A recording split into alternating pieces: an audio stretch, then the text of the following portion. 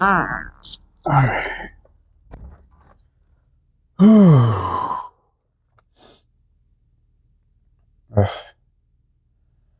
I stopped by my mom's yesterday, after work. Was it yesterday? We went and had a visit. And my sister's kids were over there. Her little girl was sick. She's very cute. She coughed right in my face. Because she's sick. I woke up this morning. She got me.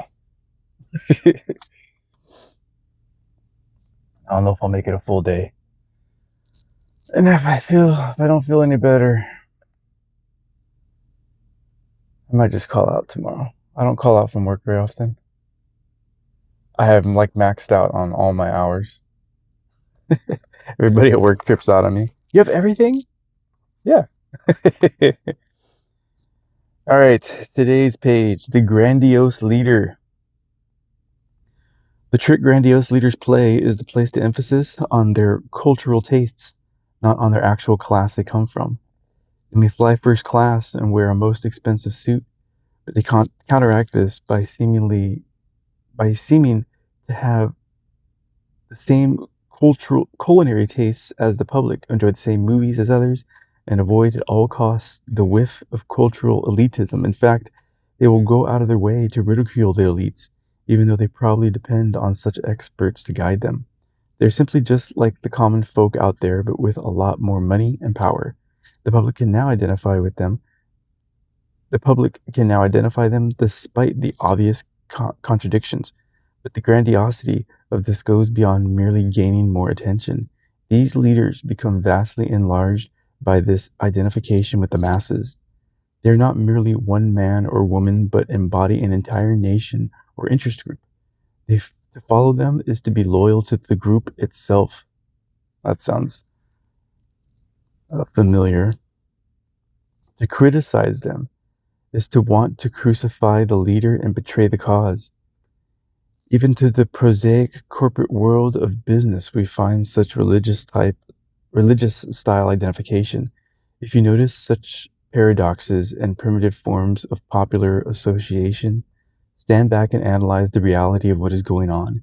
You will find at the core something quasi-mystical, highly irrational, and quite dangerous in that the grandiose leader now feels licensed to do whatever he or she wants in the name of the public. Daily law. A simple fact about grandiose leaders. They depend on the attention they are given. Do not feed their egos by giving them what they crave.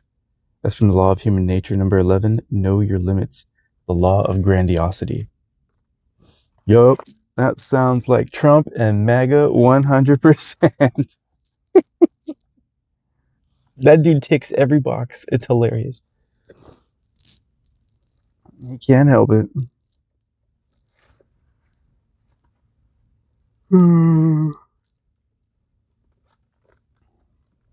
Everybody should have read Robert Greene. It doesn't matter though, because the options that were available both times Mr. Trump was running for president, it was all actually 3 times that he ran for president. It's a losing endeavor to take part in. And I don't think it would have changed the outcome of anything that's going on. It's one of those damned if you do, damned if you don't situations.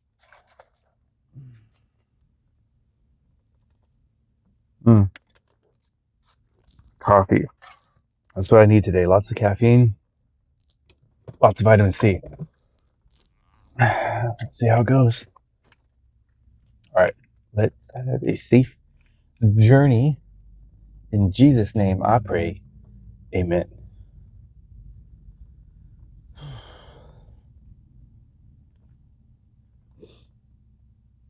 This is how off I feel today. Normally, as I have my hand on that doorknob to leave, I'm visualizing my journey there. I didn't even do that. I just opened the door and walked out. I was like, oh shit, I didn't even do that. I realized that as soon as I took a step outside, I didn't visualize my safe trip. So as I walked to my car, I did it. I could see the whole journey in my head as I'm walking.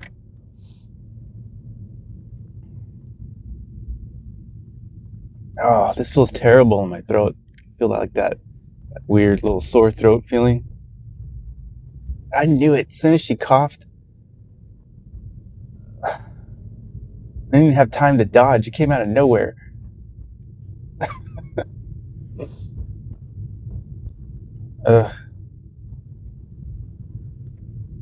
The grandiose leader.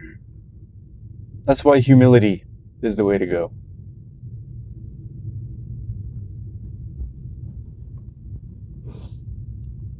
Humble dominance. That's a good phrase.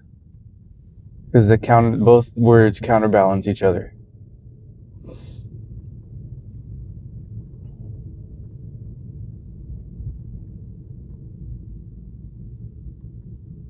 Very interesting.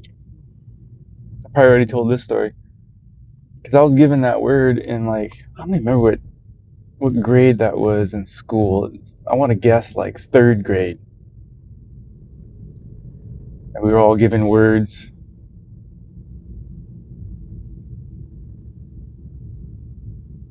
And everybody got cool words like strength and resilience and perseverance. It's just character traits. And then I got mine. It's humility.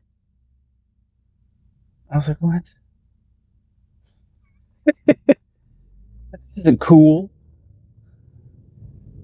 I didn't really understand the meaning of the word back then. Because humility to me, matter of fact, I did say this in a video once because now it's hearing me say it all over again in my head. Back then, I remember humility sounding like humiliation. That's what But humility is the root word of humiliation. But to be humiliated is to be humbled forcefully by another.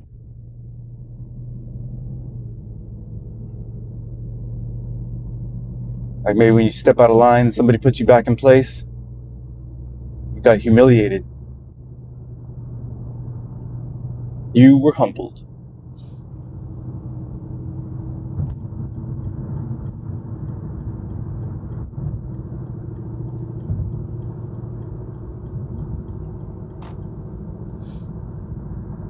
Yep.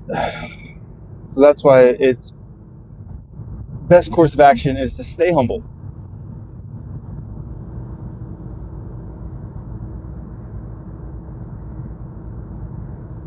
Even when you're the smartest person in the room, stay humble. Especially if you can't get out of that room. If you're the smartest person in the room and for whatever reason you have to be there, stay humble. Because if you're not and you stand out, you become a target. You become a target for attacks.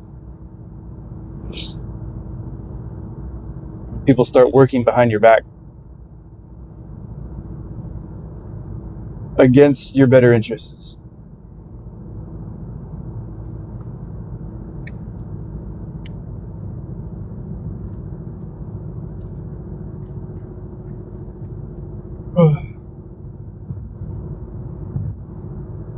That's all part of the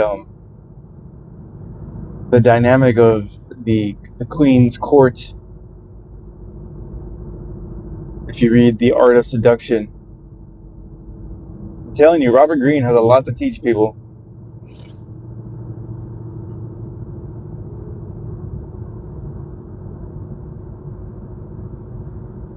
Especially when it comes to being noticed. You want to do just enough to be noticed, but not too much to draw the ire of others.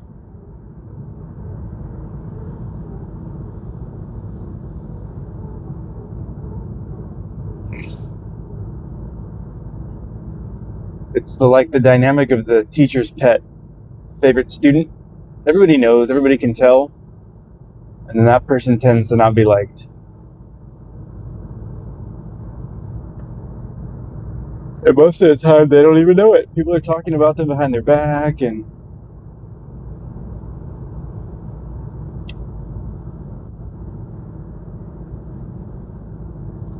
the whole social game is very intricate when it with the humans, at least.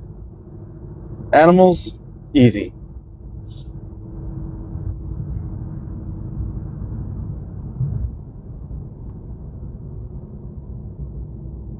Right? Dogs don't make fun of each other behind each other's backs because one dog is the favorite of the leader, the human leader, anyways.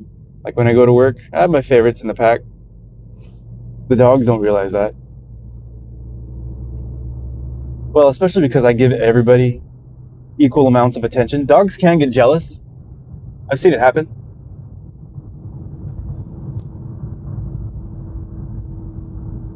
Not that they get jealous, they want attention. Like I've been in a pack of dogs, and I'll be, I touch everybody equally. But you'll notice like there'll be dogs that'll like try to nose their way into the center to let me get a little of that. I don't think it's obviously not because they have like a jealousy, but it's they want a little love too. So especially if you're in a position of leadership, whether it be at work or in your social circle, you tend to be like the leader of the pack.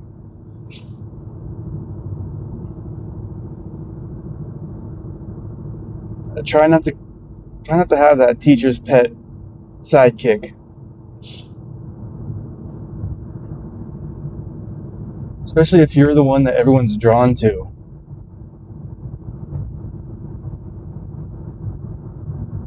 The hard part is if you don't realize that that's you. You have to be very self-aware of your position in the social circle.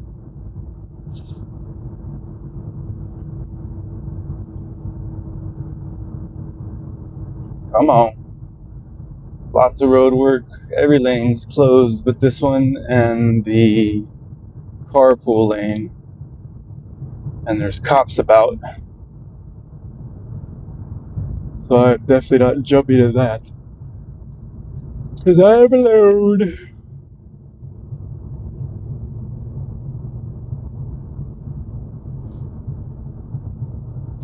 Alright.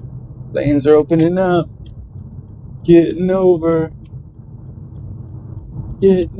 again. I'll stay here.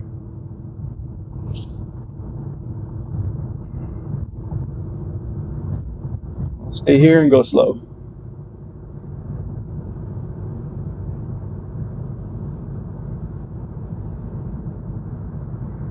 My whole body's achy. That little girl did a number on me. That was a heck of a cough too. I felt the wind hit me. I was like, oh, good grief. I was crouched down, like talking to her. She like reached to get a toy, and when she like showed it to me, or I forget what it was, something was showing me something. But she got right in my face, and before I could know it, right in my face. I was like, oh, damn it! And I knew it. I remember thinking in my head, yep, that one got me.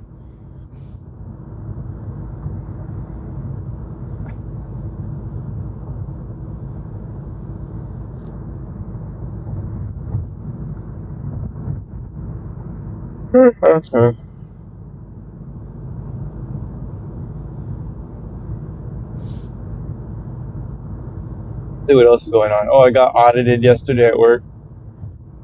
We sell implantable medical devices to foreign countries. China, Germany, everybody. But every once in a while, one of the countries wants to come over and they want to audit our facility, make sure everything's kosher. Everybody gets scared of being audited because you're under a microscope, right? They're watching you do your operation. They have questions that require answers. My test partner ran for the hills, left home early, so they came to my area. I love a good challenge. I don't get scared. I get an adrenaline rush from this stuff. I don't know why. I get excited. I can feel it. I get all energized. 'Cause I don't get nervous with people. People don't make me nervous. That's what people were asking me after it was all over. You were nervous? Were you scared? I was like, no. What are you talking about? Their eyes get all big. What? I told them I break up dog fights on every Sunday. I jump in the middle of fighting dogs. These people don't scare me.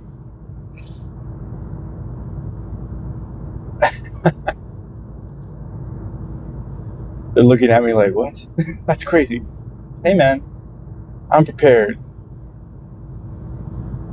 They're all asking me what it was like. Like they're nice. They're just watching. They want to have questions. I said, but I don't talk. I just do. That's one thing it's just do your operation.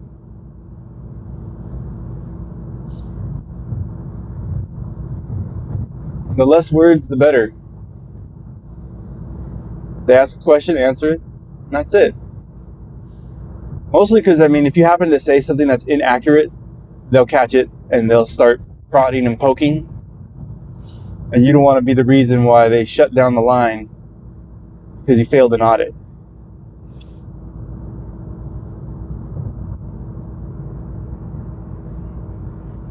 So I just do what I do. And it was fine. I keep it light. My energy's good for them anyways. I'm very personable. I'm articulate. I'm ruffling up my feathers a little bit right now. But I can't help it. I was built for this. If you want somebody good under pressure, I guess that's me. I would have never realized or guessed that I could say something like that about myself, but yeah. It turns out I'm pretty good under pressure.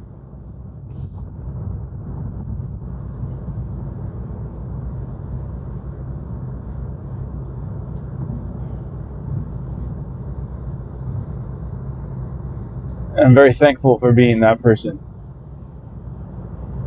I guess that's my humble confidence right there. Very, very thankful. Blessed to have the ability to perform well under pressure. And I'm blessed to have been put in situations over and over and over again where that ability was crystallized.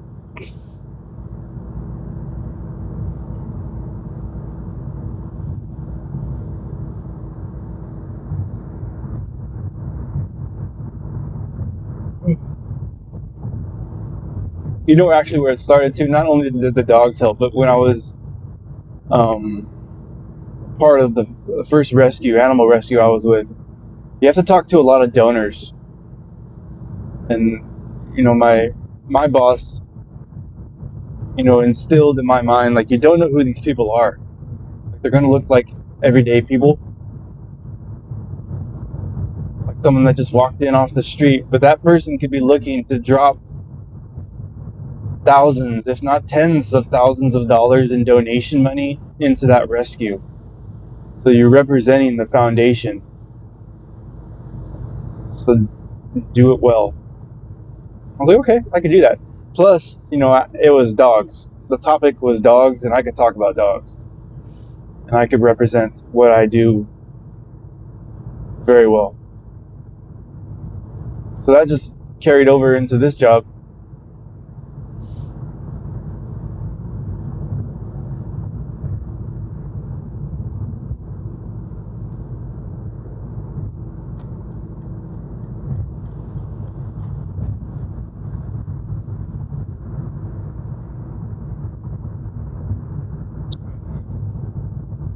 That's why I think maybe something along the lines of my life could be turned into some sort of story, heavy in synchronicity and divine placement, divine timing, a leap of faith, the hero's journey. All these things, I can pull instances from my life as perfect examples of those.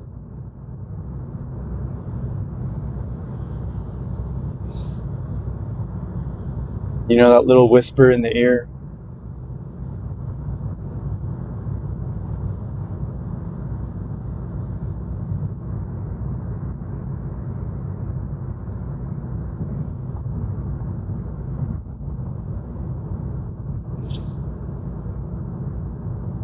Ugh.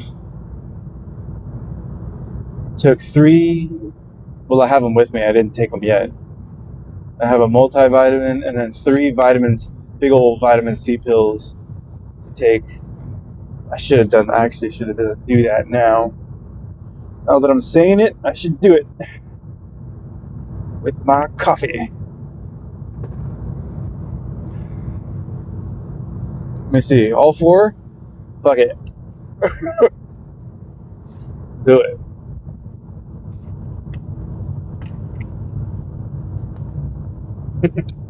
Woo.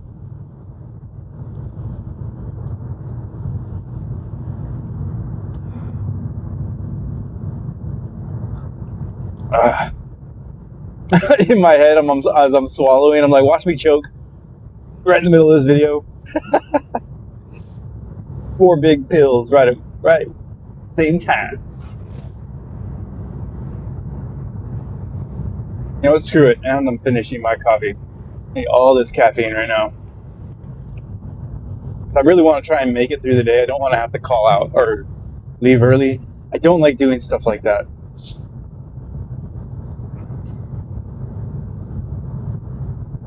You know, the quality of my character is important, and I don't want to become, oh, he calls out, or, oh, he's always going home early, or I don't want to be that guy. I want to be like we could depend on Jerome guy. I want to be that. He's solid. We appreciate having him. I want people to say things like that.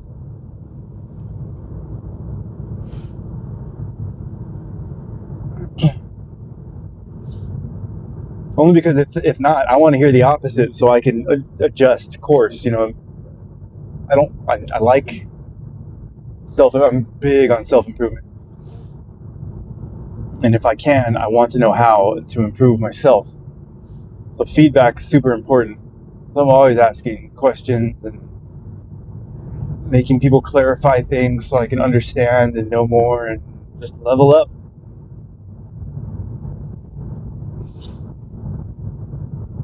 I think everybody should be trying to do that. But, you know, everybody's different.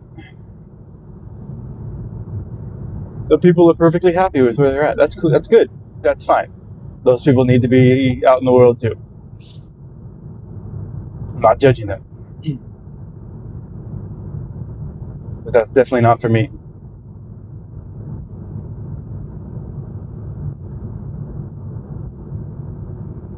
But the way that I am too, this is the weird part. I want how do I say this? Opportunities. It's hard for me to create opportunities. Not hard. It just seems like that's not. It feels better when opportunities are presented organically, rather than me forcing myself into a situation trying to create opportunities. I'm okay with creating opportunities for others, but I like the opportunities that I get to emerge organically. Like the way the rescue situation came into my life. You know, all of a sudden I was like a quasi manager of a staff, and you know, I kind of was, I guess, in charge, but then that was handed to me only because of the level of dedication that I had. I didn't ask for it. Just kind of fell into it.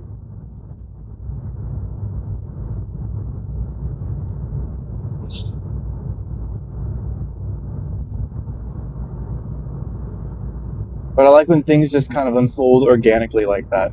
I don't like to force things into existence. I could easily do that, but something about that doesn't feel right. Like the kind of people that are like eager to climb the socioeconomic ladder, and they're like trying and like doing and forcing, and that's just not my style. I think the term that people would probably use to describe that is kind of like laissez-faire. I think. I'd have to look that up.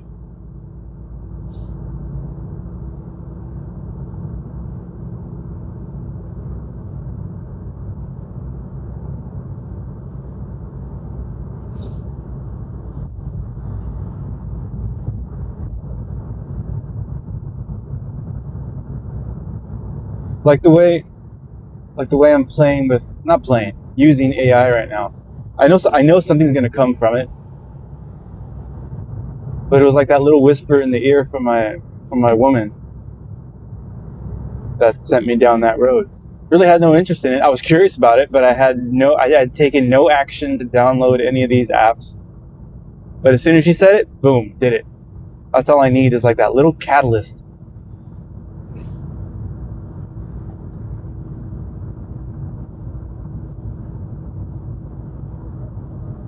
Or like with the rescue, when I had that little realization in my head, it was kind of like a little whisper in the ear. Oh, maybe we should come here every day.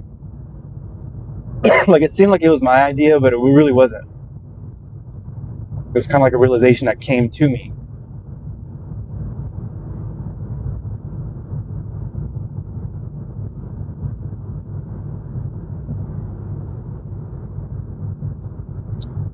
Or like this workshop program I'm putting together with the Hermetic principles. Like I've been reading the Kabbalion forever, over and over and over again, and then I'd stop for a while, and then I'd always pick it up again, and there was always something about it that I knew was so damn useful, and I just absolutely knew it, but I just couldn't put it together until finally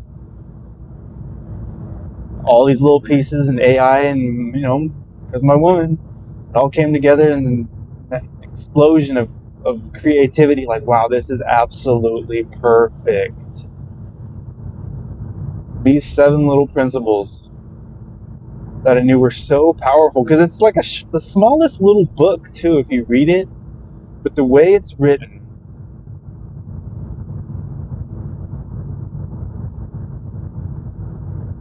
is so like powerful is the only word I can use to describe how this book's written. Like the way the idea unfolds as you read it, you'd have to read it. I can't really explain it. It's elegantly structured in the way it's worded, I think. At least for me. I mean, someone might read it and be like, it's whatever.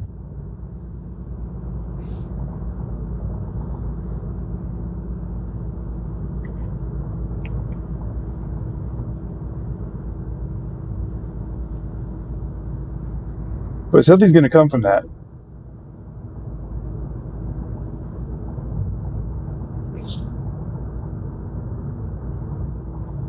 Anything you invest in that's valuable, you will gain, and there'll be a return. And they say time is money, right? And I'm investing a lot of time in the construction of these programs. So just like you invest in, like, say, stocks or something else, there's going to be some sort of return if you invest wisely. So I believe I'm investing my time wisely into this, because it's not for me. Because ultimately what I'm investing my time in creating is for other people to gain from. I think that's the best part, to be honest. Like when you invest in the stock market, like, yeah, your money's being invested ultimately in companies. And hopefully, if these companies are worthy, they'll literally gain from your investment, because you're investing in them. You're giving them your money for them to use and work with. So it's kind of the same thing with the stock market. You're investing so somebody else can gain. And then, from their gain, you get a return. So when it comes to your time, you have to think of it that way too. when you're investing time, you want somebody else to gain. If you're investing time with the mindset that only you are going to gain, that's from a position of selfishness, and I don't think that's a very wise thing to do. Karmically, I'm a big believer in karma. I know a lot of people probably think that's a bunch of woo-woo, but I believe in that. What you put out, you will ultimately get back. So you have to be very careful with the energy that you put out with.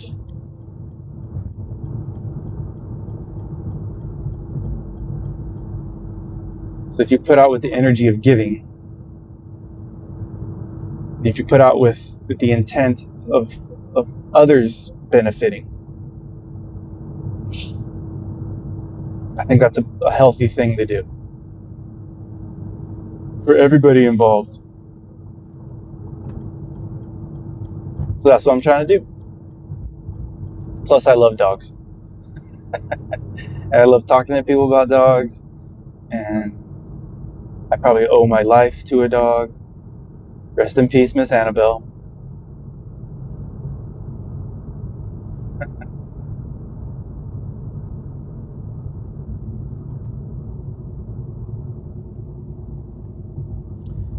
Yeah, my woman and a dog. That's probably who I owe my life to today, in that order.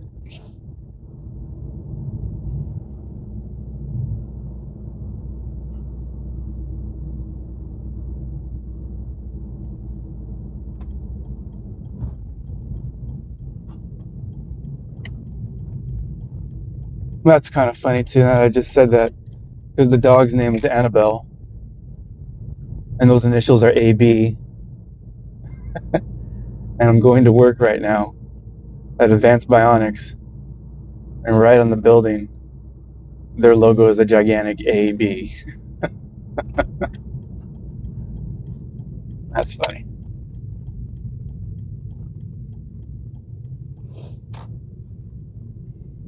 All right, couple of final turns.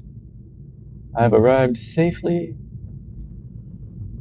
Hopefully this caffeine will kick in and all my pills will kick in. That's a lot of vitamin C I just took right now, I realized. 3 of those, I think they're like 500 milligrams each. So I just took 1,500 milligrams, I believe, of vitamin C. That's gotta do something.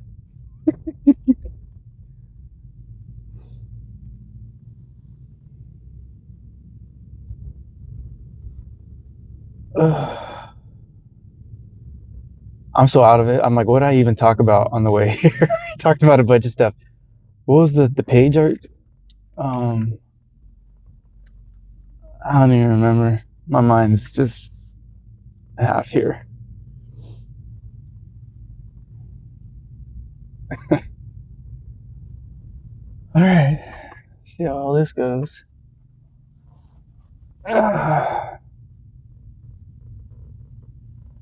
Whew.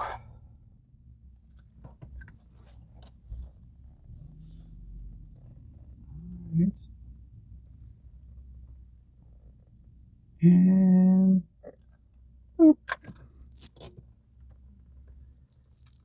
well, I'm alive.